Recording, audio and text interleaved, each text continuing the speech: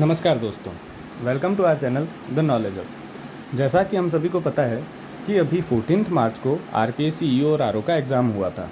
आज हम उस एग्ज़ाम का एनालिसिस करेंगे कि किस तरह के क्वेश्चन उसमें पूछे गए थे, क्या क्वेश्चंस का लेवल था, और हम कोशिश करेंगे एक्सपेक्टेड कट ऑफ जानने की।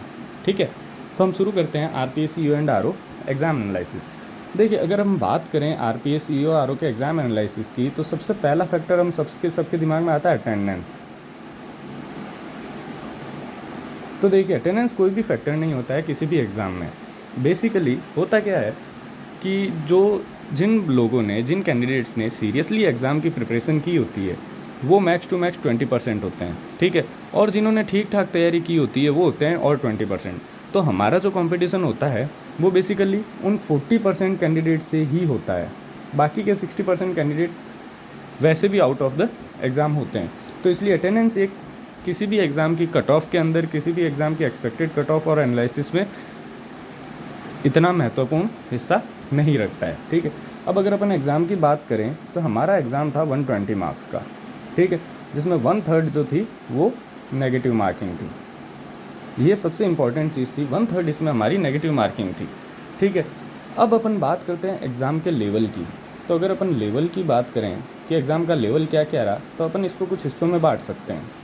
जैसे सबसे पहले जो मेजर पार्ट था वो पॉलिटी का था, दूसरा जो पार्ट था वो था जीके का, तीसरे पार्ट की बात करें तो एक्ट को ले सकते हैं, और चौथे पार्ट की बात करें तो सीए यानी कि करंट अफेयर्स को ले सकते हैं। अब अगर मैं पॉलिटी की बात करूं तो पॉलिटी इसमें थी काफ़ी ईजी, पॉलिटी का लेवल काफ़ी ईजी था। जीके का लेवल भी बहुत ईजी था, इतना टफ नहीं था। जीके इसको आप इजी टू मॉडरेट भी कह सकते हैं, ठीक है।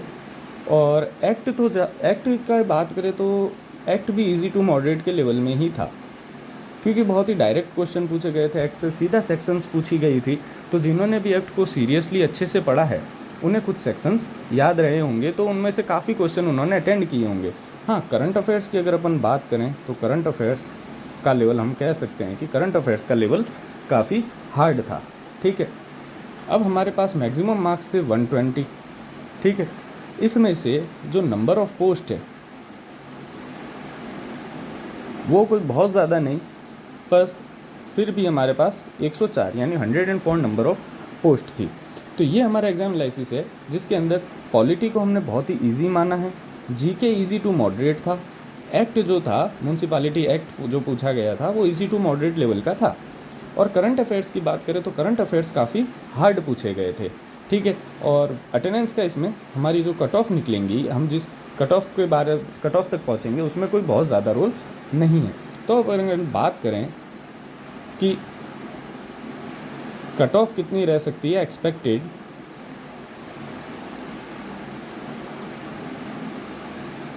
तो देखिए अब इसमें कई लोग ऐसा भी कहते होंगे, जैसे हम एग्ज़ाम दे के आते हैं तो कहते होंगे कि भाई इतने कम पोस्टें हैं, कट ऑफ तो बहुत ज़्यादा जाएगी। लेकिन कट ऑफ बहुत ज़्यादा नहीं जाएगी, क्योंकि इसमें सबसे बड़ा फैक्टर होता है नेगेटिव मार्किंग का, और इस एग्ज़ाम में 1/3 नेगेटिव मार्किंग थी।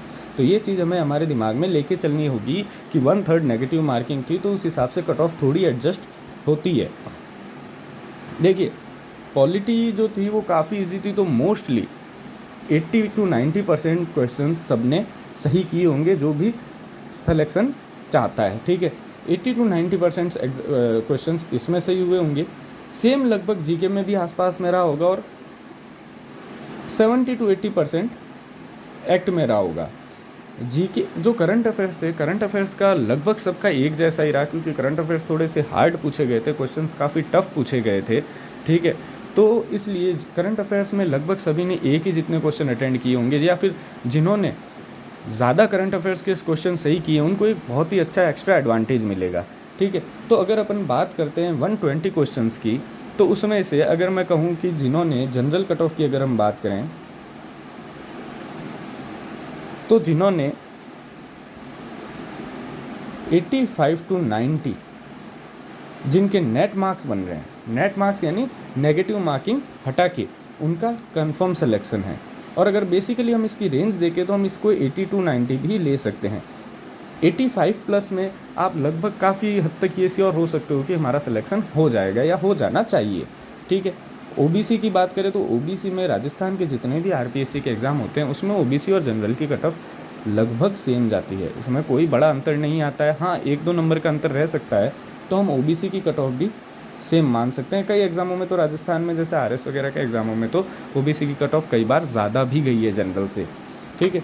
फिर अगर अपन एससी की बात करें तो एससी में ये कट ऑफ थोड़ी सी नीचे गिर के 75 to 80 के अराउंड रहेगी।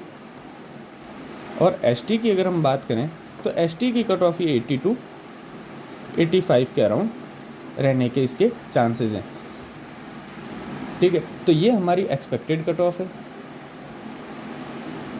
हमने पॉलिटी के कुछ लेक्चर्स अपलोड किए थे अपने चैनल पे, उसमें से भी क्वेश्चंस मिलेंगे। अगर आप हमारे 4 ही लेक्चर अपलोड हो पाए थे, रेगुलर नहीं रह पाए थे वो लेक्चर यूट्यूब पे, ठीक है, लेकिन हमारे जो लेक्चर थे उसमें से भी आपको पॉलिटी के क्वेश्चंस मिलेंगे। हम आगे जो पॉलिटी के लेक्चर्स हैं उनको अब से रेगुलर रखने की कोशिश करेंगे। आने वाले टाइम में आरएस का एग्ज़ाम भी आने वाला है, तो जिनकी भी थोड़ी बहुत अच्छी तैयारी थी उन सभी कैंडिडेट्स को आरएस की प्रिपरेशन के लिए लग जाना चाहिए, ठीक है। और ये हमारी एक्सपेक्टेड कट ऑफ है, हो सकता है कि इससे कम भी जा सकती है, इससे ज़्यादा भी जा सकती है, लेकिन एक आंशिक रूप से ये हमारा अनुमान रहता है कि जितने भी हमने कैंडिडेट से बात की, जिनका भी सिलेक्शन होने लायक, जिन्होंने बहुत अच्छी तैयारी की थी, उनके ये मार्क्स आ रहे हैं, ठीक है। तो एक्सपेक्टेड कट ऑफ के लिए मैंने ये वीडियो बनाया था। और आप चैनल को ज़्यादा से ज़्यादा लाइक करें, शेयर करें, सब्सक्राइब करें। इसमें हम पॉलिटी के वीडियोस डालेंगे। आने वाले टाइम में राजस्थान जीके के, जो राजस्थान ज्योग्राफी है, राजस्थान हिस्ट्री है, राजस्थान आर्ट एंड कल्चर है, उनके वीडियोस भी डाले जाएंगे, ठीक है। तो इसलिए चैनल से जुड़े रहिए और ज़्यादा से ज़्यादा शेयर कीजिए एंड सब्सक्राइब कीजिए। Thank you.